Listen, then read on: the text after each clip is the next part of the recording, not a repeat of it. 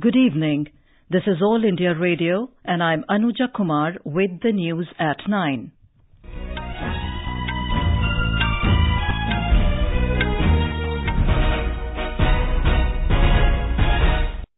The headlines. National Security Advisor Ajit Doval stresses on technological advancements, says India needs a globally competitive economy to become a major power. In Jammu and Kashmir, security forces gunned down 6 terrorists in 2 separate encounters in Anantnag and Baramulla districts. Madras High Court upholds Tamil Nadu Assembly Speaker's decision disqualifying 18 rebel MLAs of AIADMK. President Ram Nath Kovind rejects petition seeking disqualification of 27 Aam Aadmi Party MLAs for allegedly holding office of profit. Angered by NATO activity near its western border, Russia threatens to give a fitting response. And in Badminton, Indian Shuttlers Kidambi, Srikanth and Saina Nehwal reach men's and women's singles quarterfinals of French Open.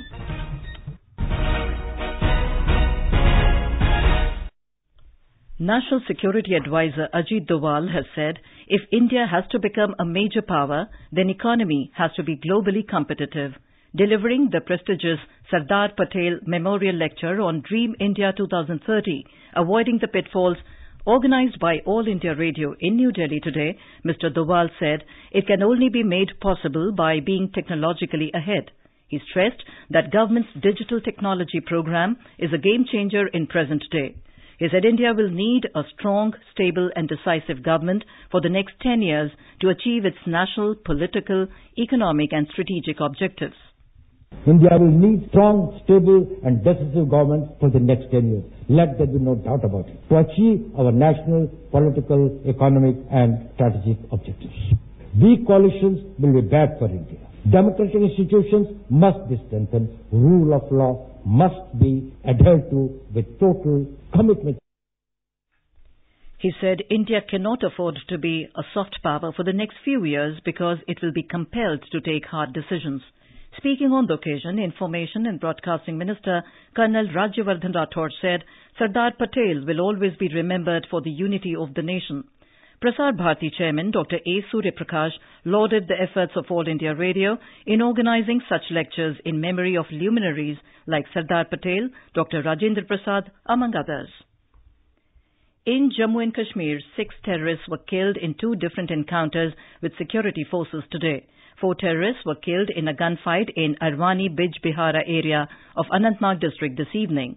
AIR Srinagar correspondent reported that the encounter began following the launch of cordon and search operation in the area. The counter-terrorist operation was launched by security forces on the basis of specific information about the presence of terrorists in the residential area. The identity of the slain terrorists is being ascertained. The search operation is underway in the area. In another incident, 2 Lashkar-e-Toiba terrorists were killed in a gunfight with joint security forces at Krini area, Baramulla district. The Madras High Court today upheld Tamil Nadu Assembly Speaker P. Dhanpal's decision disqualifying 18 rebel MLAs of AIADMK. The judgment was delivered in the case filed by the dissident MLAs of TTV Dinakaran Group against the Speaker's decision on grounds of anti-defection. The case was referred to the 3rd judge appointed by the Supreme Court after a divided judgment by the first bench of the High Court on the 14th of June. Today's order also vacated the interim order issued during the split verdict restraining the Election Commission from holding by-elections to the 18 seats. President Ram Nath Kovind has rejected a petition to disqualify 27 AAP MLAs for allegedly holding office of profit by being appointed as chairpersons of Rogi Kalyan Samitis attached to various Delhi government hospitals. The President signed the order recently, dismissing the plea based on an opinion given by the Election Commission. The poll panel had found no merit in the plea moved in June by a law student, which had claimed that the AAP MLAs were in a position to interfere in a day-to-day administration of the hospitals and hence held office of profit. The MLAs against whom the petition was filed include Alka Lamba, S.K. Bagga, Rajesh Rishi, Jarnail Singh, Nitin Tyagi, Madan Lal and Surinder Singh. The poll panel is hearing another plea to disqualify 20 AAP lawmakers for allegedly holding office of profit by being appointed parliamentary secretaries. BJP has outrightly rejected Congress President Rahul Gandhi's allegations that CPI Director Alok Verma was sent on leave because he was about to start probe into the Rafale aircraft deal. Briefing reporters in New Delhi today, party leader and Union Minister Prakash Javadekar accused Mr. Gandhi of spreading lies over the deal, saying there is no connection between Verma's episode with the Rafale deal. I think Congress has lost all hopes to become relevant, and Congress has lost its patience also. Rahul ji is manufacturing lies every day on Rafale. Today he came out with a new falsehood. CBI director was removed. He is not removed. And both the number 1 and number 2 are sent on leave because he was inquiring about Rafale. Mr. Javadekar asserted that the government never interfered in the functioning of the CBI and people were expecting such action much before the way things were going on in the investigating agency. Earlier addressing media, Rahul Gandhi said the government's decision on the CBI director is illegal and alleged that it was done as the government panicked over the possibility of him investigating the Rafale deal. Tomorrow is the last date of withdrawal of candidature for the first phase of Chhattisgarh Assembly elections to 18 constituencies, which goes to polls on 12th of next month. 230 persons have filed their candidature for 18 constituencies. The notification for the second phase will also be issued tomorrow for the remaining 72 constituencies. The last date of filing nominations is 2nd of November and scrutiny will take place the next day. Counting of votes will take place on the 11th of December, along with Chhattisgarh, Mizoram, Rajasthan and Telangana. This is All India Radio giving you the news. For quick news updates round the clock, follow us on our Twitter handle at AIR News Alerts. You can also log on to our website newsonair.nic.in. आओ बेटा, अब मेरी उम्र हो रही है। आज तुम दोनों के सामने ये बात होना जरूरी है। ये मेरी वसीयत है, यहाँ साइन कर दो। सिर्फ मेरा और भैया का नाम? दीदी का नाम क्यों नहीं है? केशव, बेटियों के नाम तो आज तक वसीयतों में और जमीनों में नहीं लिखे गए। पापा, जो आज तक नहीं हुआ वही तो करना है। आज से हम सब बराबर हैं। वकील साहब, एक नाम और जोड़ दीजिए। बच्चे ठीक कह रहे हैं। बेटों और बेटियों में फर्क क्या करना? बेटियों के पंखों को खुलने दीजिए, उन्हें उड़ने दीजिए। बेटी बचाओ बेटी पढ़ाओ महिला एवं बाल विकास मंत्रालय द्वारा जनहित में जारी। एक मंदिर, दरगाह या गुरुद्वारा नहीं छोड़ा था जहाँ इसकी मिलने की मन्नत न मांगी हो। स्टेशन पर खो गई थी ये मिली भी तो कैसे? इन उंगलियों के निशान से। आधार कार्ड बनवाया था इसका। सुना, वो आधार में बच्चों की फिंगरप्रिंट लेते हैं ना? उससे कोई भी खोए हुए बच्चे को अपने घर तक पहुंचा सकता है। ये तो मैंने सोचा ही नहीं था। तो अब सोच लो। आधार अपना लो, फायदे में रहोगे। कुष्ठ रोग किसी को भी हो सकता है, चाहे वो किसी भी धर्म, लिंग, सामाजिक, आर्थिक स्तर का हो। इसका संपूर्ण इलाज उपलब्ध है। कुष्ठ रोगी के हाथ, पैर और चेहरे पर आई विकृतियों को ऑपरेशन द्वारा ठीक किया जा सकता है। केंद्रीय कुष्ठ प्रभाग स्वास्थ्य सेवा महानिदेशालय भारत सरकार द्वारा जनहित में जारी।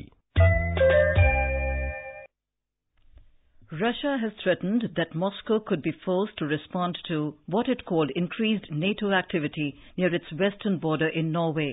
Russian Defense Minister Sergei Shoigu has said NATO military activities near the border with Russia have reached the highest level since the Cold War time. The reaction comes as NATO's biggest military maneuvers since the Cold War started today in Norway. The war brings together around 50,000 personnel from all 29 NATO allies plus partners Finland and Sweden.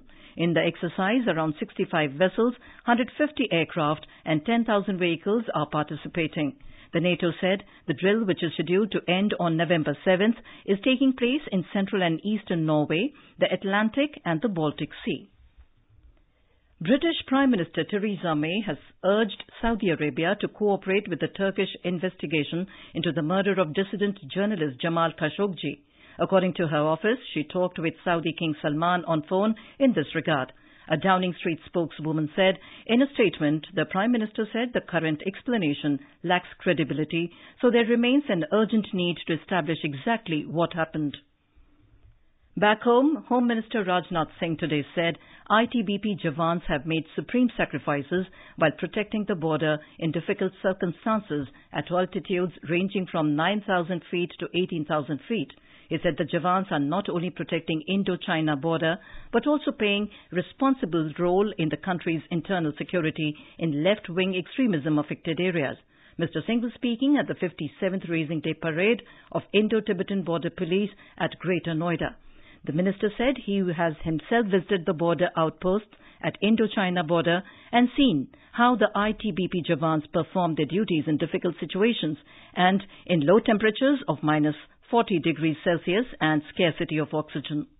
कितनी कठिन परिस्थितियों में हमारे यह ITBP के जवान अपनी जिम्मेदारी का निर्वाह करते हैं। लगातार सर्दी, हिमपात हो रहा है, हड्डी तोड़ हवाएं चल रही हैं, फिर भी बहादुरी के साथ अपनी जिम्मेदारी का वह निर्वाह कर रहे हैं। अपनी जान को जोखिम में डालकर अपनी जिम्मेदारी का निर्वाह कर रहे हैं। मैंने उस समय सोचा शायद इसीलिए हमारे आईटीबीपी के जवानों को हिमवीर कहा जाता है, शायद इसीलिए उन्हें हिमालय पुत्र कहा जाता है।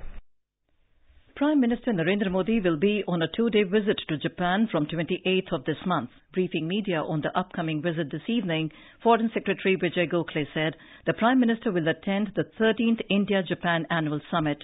Mr. Modi will also hold bilateral talks with his Japanese counterpart Shinzo Abe. Both leaders are likely to discuss issues of defense and regional security. Mr. Gokhale said developments in the Indo-Pacific region will be a major topic for discussion. Japan has been a major contributor to India's economic development and modernization, and as a strategic partner, exchange of views on regional and multilateral issues will also take place. The Indo-Pacific will be a major topic for discussion between both leaders. Prime Minister Abe has separately elaborated his own vision of the Indo-Pacific. One of the areas which will form part of this discussion will therefore be how we can collaborate in the context of the Indo-Pacific in Asia and in Africa on capacity building and infrastructure projects in a trilateral manner, India, Japan +1. Several agreements are expected to be signed after the meeting. Pradhan Mantri Kaushal Vikas Yojana, PMKVY, is the flagship scheme of the Ministry of Skill Development and Entrepreneurship. The objective of this skill certification scheme is to enable a large number of Indian youth to take up industry-relevant skill training that will help them in securing a better livelihood. In Andhra Pradesh, training on various areas such as communication skills, electric and electronics, hospitality and counter-sales executives are being given to unemployed youth. Here is a ground report from our Vijayawada correspondent. At least 10 skill development centers have been functioning across 4 mandals in Anantapur district. The training centers are imparting professional training for a period of 45 days on free of cost. One of the beneficiary, Ravi Kumar from Kallur village in Anantapur district said, After completed my graduation, my friend told about that institute. I really interested to join in this institute. I learned a lot of in the institute, communication skills, computer basics, about fashion designing. One more beneficiary, Prasanna Lakshmi from Anantapur, expressed her opinion. Diploma complete ayindi. I have completed diploma course. Earlier I was not confident about my communication skills and unable to go ahead for jobs. My confidence level has been increased many-fold after joining the skill development courses. The confidence levels aneti baga vachinayi. No doubt, under the Pradhan Mantri Kaushal Vikas Yojana, a good number of unemployed youth got benefited from the scheme. Dr. G. Kondalrao, Vijayawada. In badminton, Indian shuttlers Kidambi Srikanth and Saina Nehwal have entered the quarterfinals of the French Open. In Paris today, Srikanth defeated South Korean Lee Dong-kwin in the men's singles quarterfinals, while Saina beat Japanese Nozomi Okuhara in the women's singles. PV Sindhu will take on another Japanese Sayaka Sato in women's singles, and B. Sai Praneeth will shuttle it out against Indonesia's Jonathan Christie in the men's singles tonight. And now, before we end the bulletin, the headlines once again. National Security Advisor Ajit Doval stresses on technological advancements, says India needs a globally competitive economy to become a major power. In Jammu and Kashmir, security forces gunned down 6 terrorists in 2 separate encounters in Anantnag and Baramulla districts. Madras High Court upholds Tamil Nadu Assembly Speaker's decision disqualifying 18 rebel MLAs of AIADMK. And in badminton, Indian shuttlers Kidambi, Srikanth and Saina Nehwal reached the men's and women's singles quarterfinals of French Open. And that is all in the news at 9.